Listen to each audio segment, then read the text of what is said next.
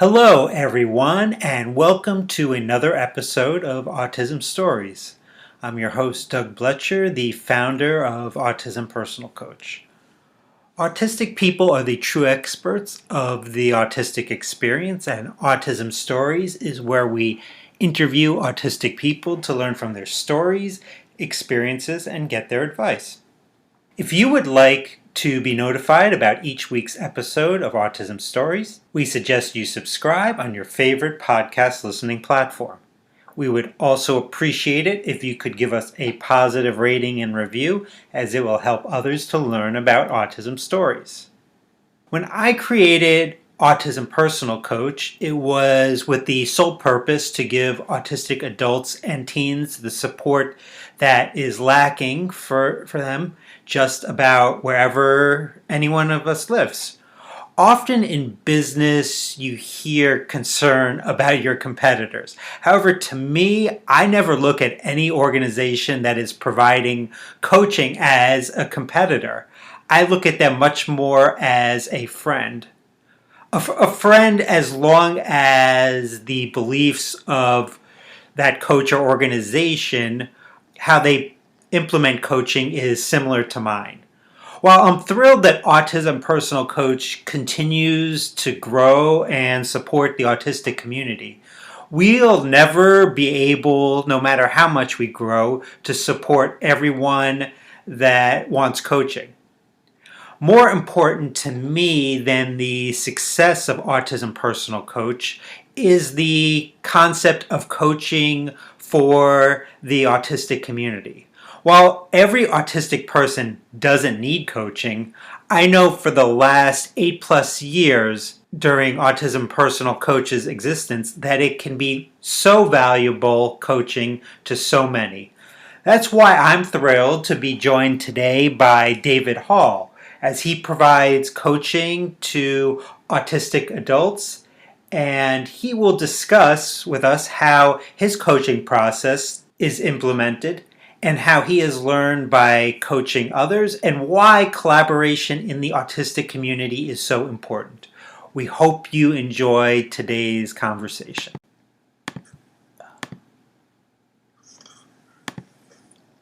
Recording in progress. David, thanks so much for joining us today.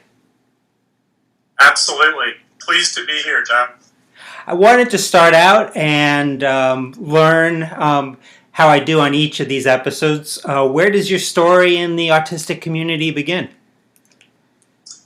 Well, I would say a bit by accident on my part. I am the parent of 3 children diagnosed on the autism spectrum. And so, my journey goes back 20-something years with being a parent to autistic persons. It was a huge learning curve, life experience. So when my first children were diagnosed, I confess right off up front that I made plenty of mistakes.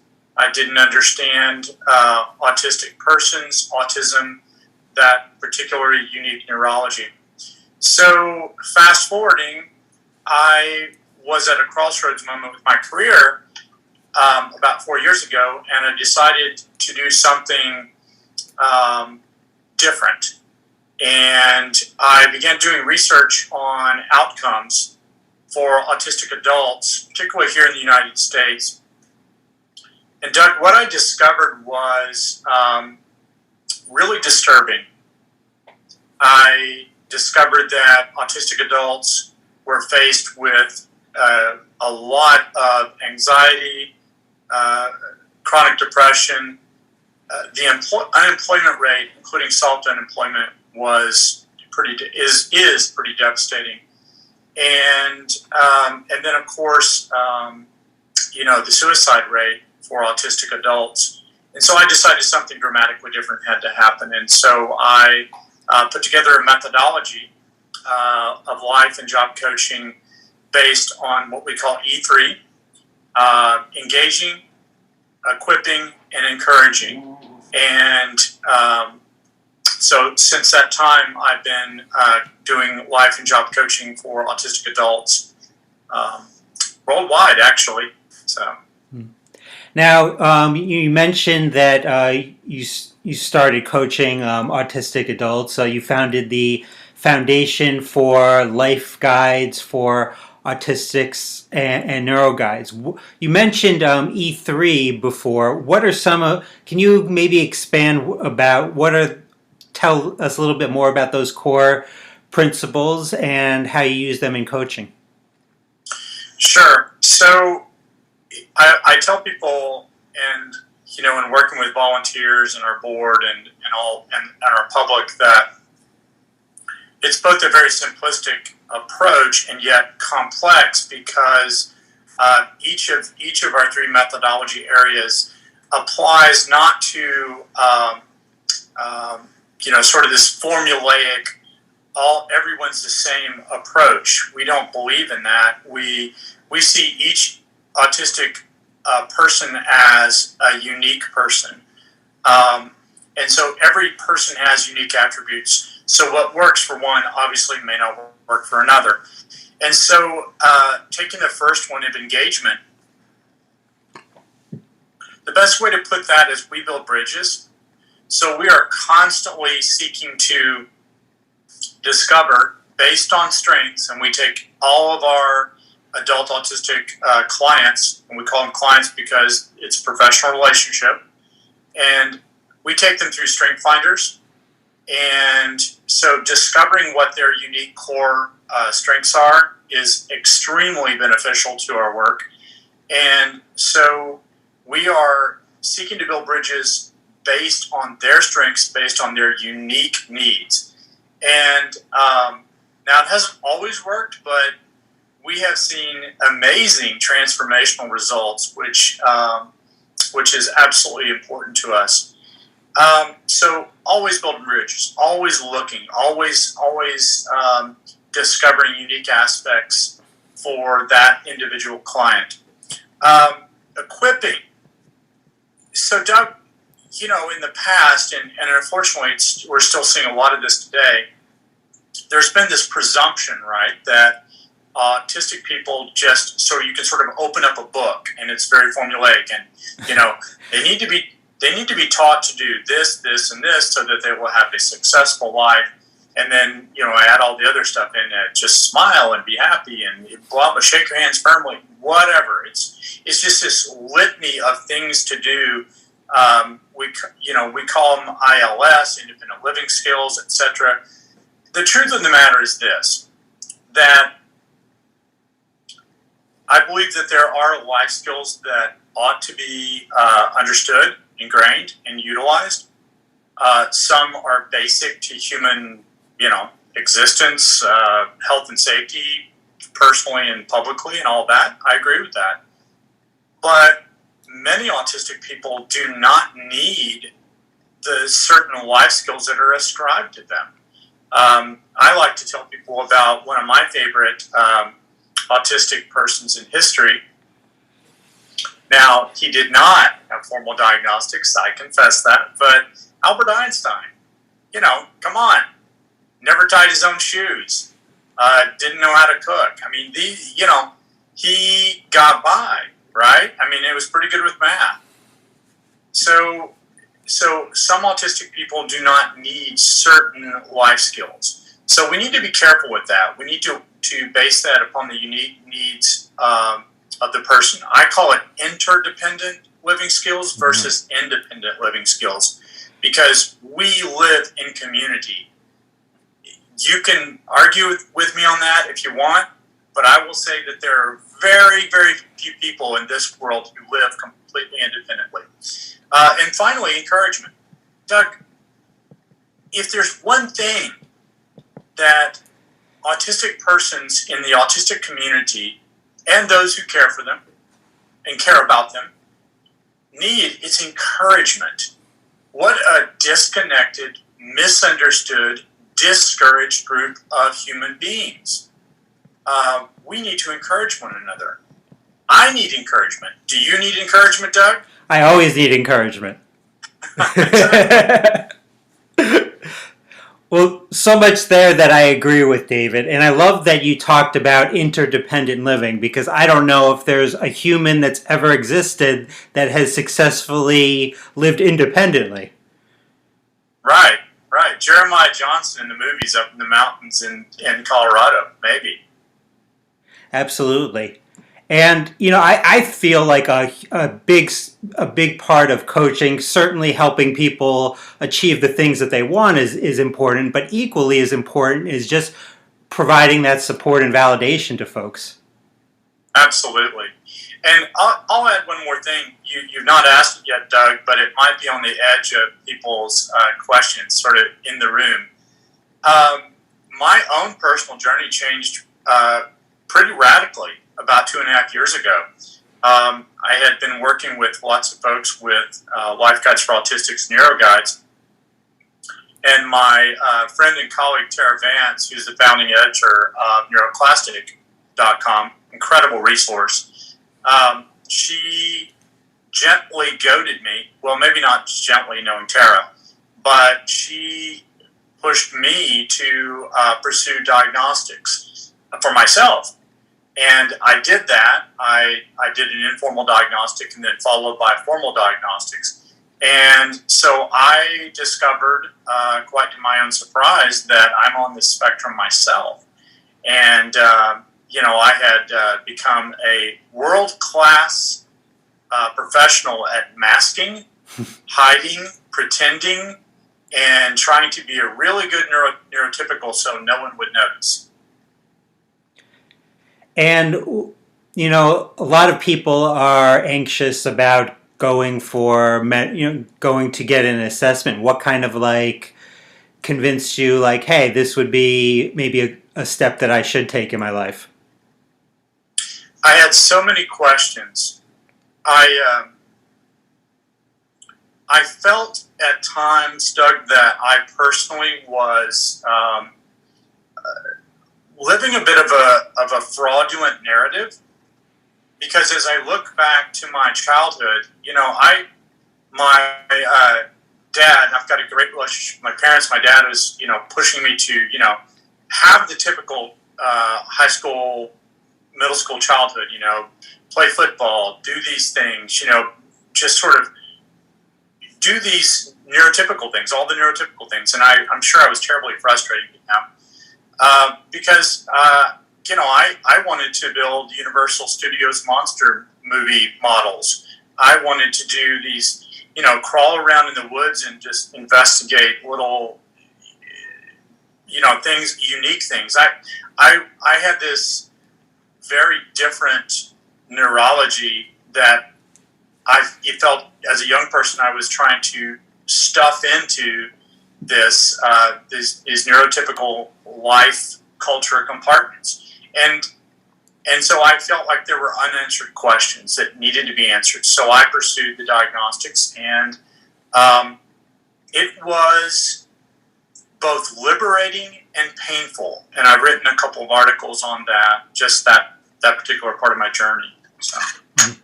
Now, with coaching, I find that a lot of people don't really understand the scope of it, and have a lot of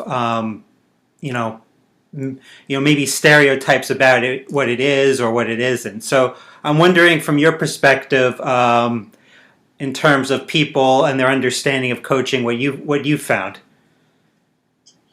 Well, Doug, as you know, our kind of coaching is very unique.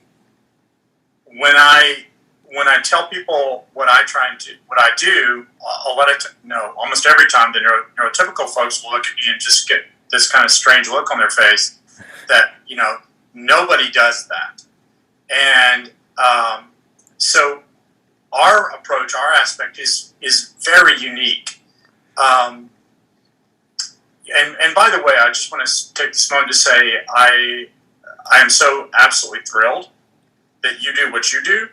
I tell people that I don't, in this area of life, I don't believe in competition. I think that if I can help make successful any other coach working with autistic adults in a transformative way, then I will, wave their flag from the mountaintop. I say that a lot. So what we do is very unique in aspect, and I would say absolutely critical. I call it, standing in the gap. We are going into a place to do very unique type of life and job coaching for autistic adults who would ordinarily, and without any, I understand them fully, ordinarily completely avoid typical life coaching, job coaching. As you know, that's not what we do. And something I've learned through coaching, at least in my experience, is that when you coach others, you learn so many things in the process that kind of help your own life. Definitely have become a better advocate. Definitely my executive functioning skills have definitely improved because of it. But what are some things you've learned through coaching that have benefited you? That's well put, Doug. We're helping to unfold, unpack, and discover new areas. Again, the perspective is different. We take our coaching work based on the individual, unique aspects of that person. So it gives us a whole lot of breathing room as opposed to saying, here's this formula. So I'll give you a couple of examples. One thing that I recently discovered, we talk about this executive functioning, right? This concrete construct kind of thinking. And I tell people that when I speak and present that it's as if there are these deep wells, right? And sort of like deep pools of thought with autistic persons, especially those, and there are very few who aren't, these concrete construct thinkers. So we think deeply, we think in great detail, and sometimes it's very difficult to just sort of pull us out of that, right? Like a rock sinking in a well as opposed to skipping across the surface. A lot of neurotypical thinkers that I've discovered, they can rapidly shift, but we stay in those deep processes. So executive functioning, right? We hear that a lot, and it's frustrating for many because they want to be able to work in different areas of projects and not get sort of stuck in one. So I started thinking about how, in regards to biometrics, in regards to how human beings focus, one thing that escapes many people is where we put our eyes. And there are instruments that will measure eye focus, right? And so I had a client who made this incredibly great board, this schedule, and with to-do list and all this stuff, and he kept it back behind him on the wall. And I asked him through a lot of questions, asked him where he was putting his focus. How often did he focus on that particular board? And it turns out he was focusing on it very little. He focused most of his time on screens and on other things. And so we transitioned his tasking, his to-do, his calendar. So we transitioned from these things that he wasn't focusing on to the things that he was focusing on. And we noticed his ability to engage with his own needs, tasks, all that went way up. So it's just thinking organically, and I learned so much about that. I learned so much about my own habits through that, So as one example. Now, you mentioned giving presentations. So in addition to providing coaching, you provide many trainings. What I'm particularly interested in is that you've given corporate leadership trainings with Fortune 500 companies and government agencies. What's been the message that you've tried to give to these agencies and Fortune 500 companies? Quite simply,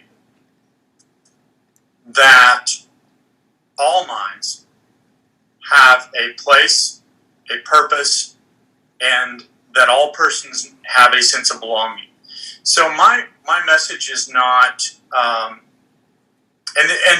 people who really give this a lot of thought, it begins to happen.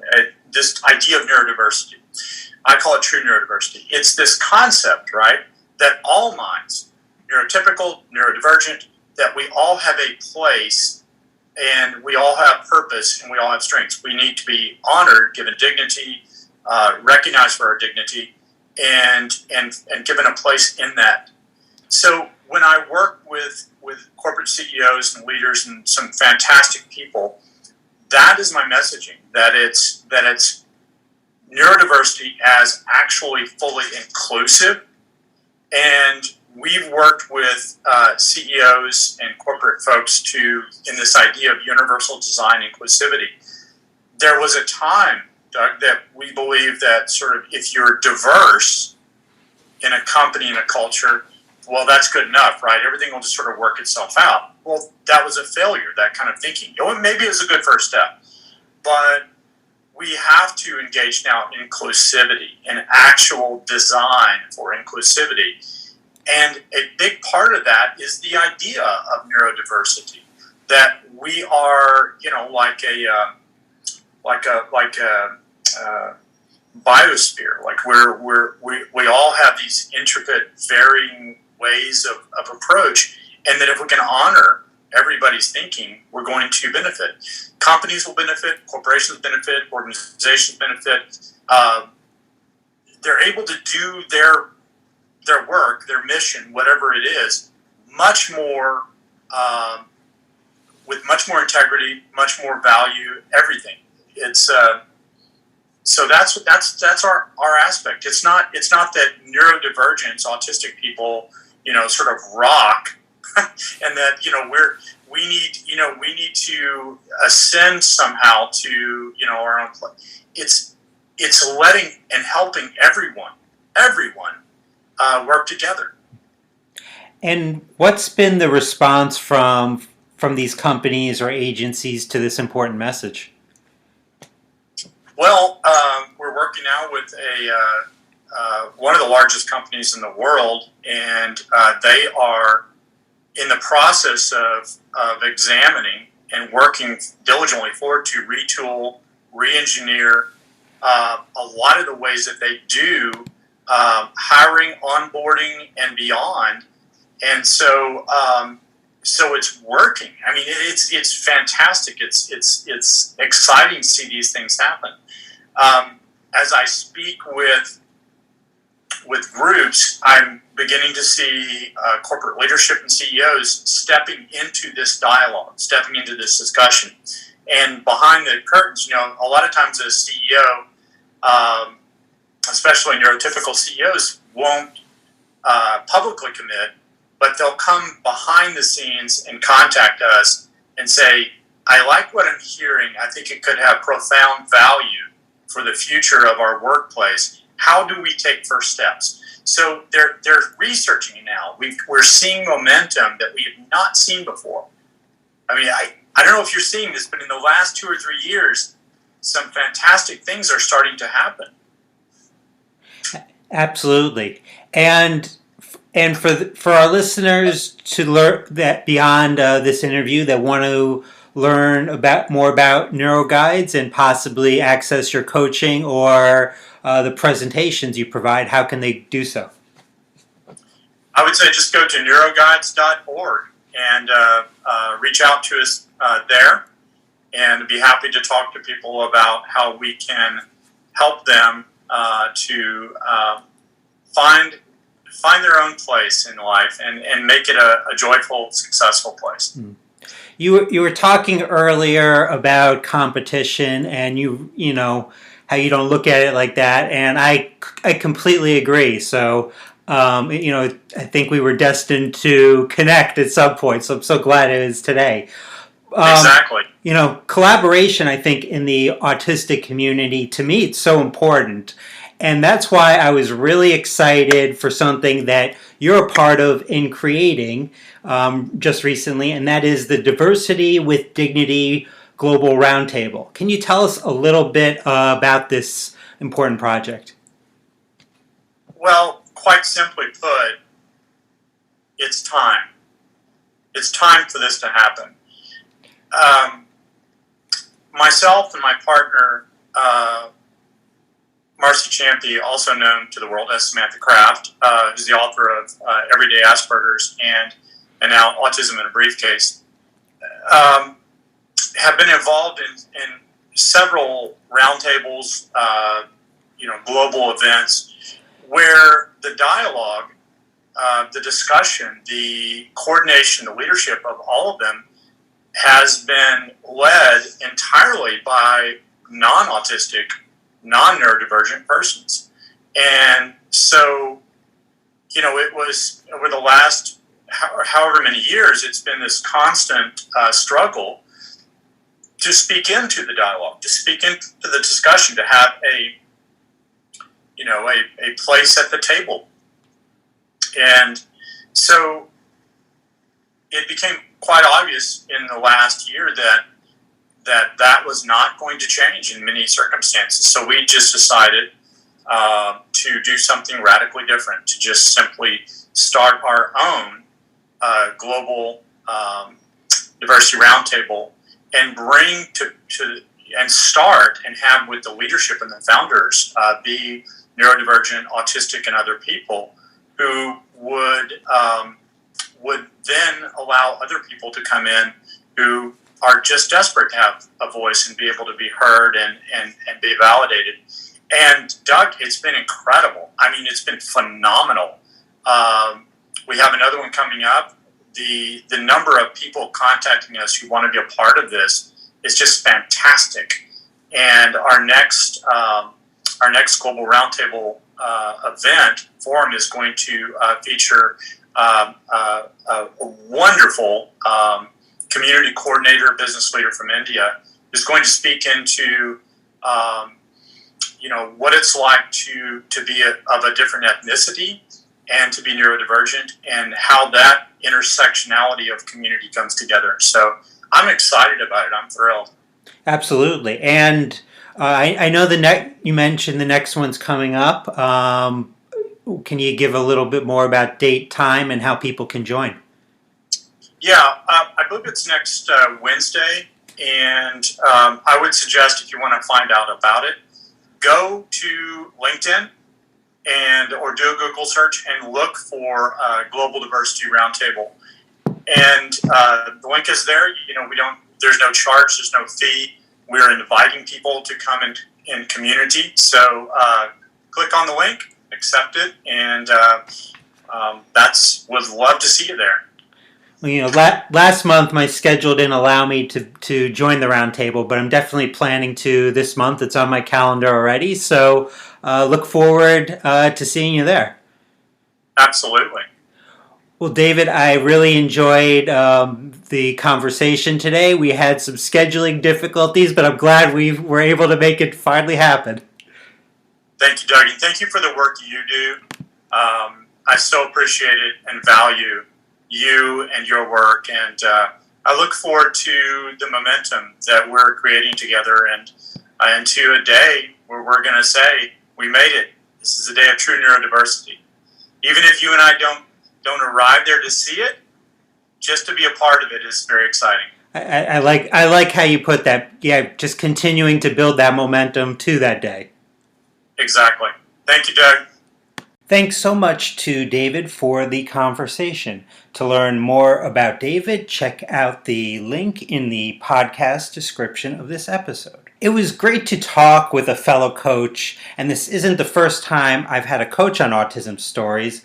That's because I think you can learn a lot from others that do very similar things as you.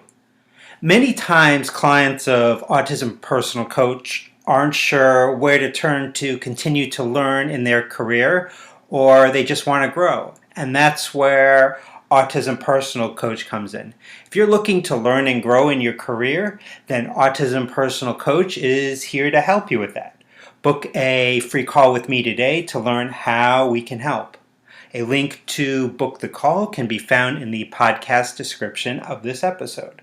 I hope you enjoyed this episode of Autism Stories, And if you did, if you could tell a friend, foe, or anyone you know about it, so they could have the same enjoyable experience as you when listening to Autism Stories, it would very much be appreciated. On next week's episode of Autism Stories, we discussed the experience of autistic and neurodivergent attorneys. Until next time, I'm Doug Bletcher of Autism Personal Coach. Talk to you then.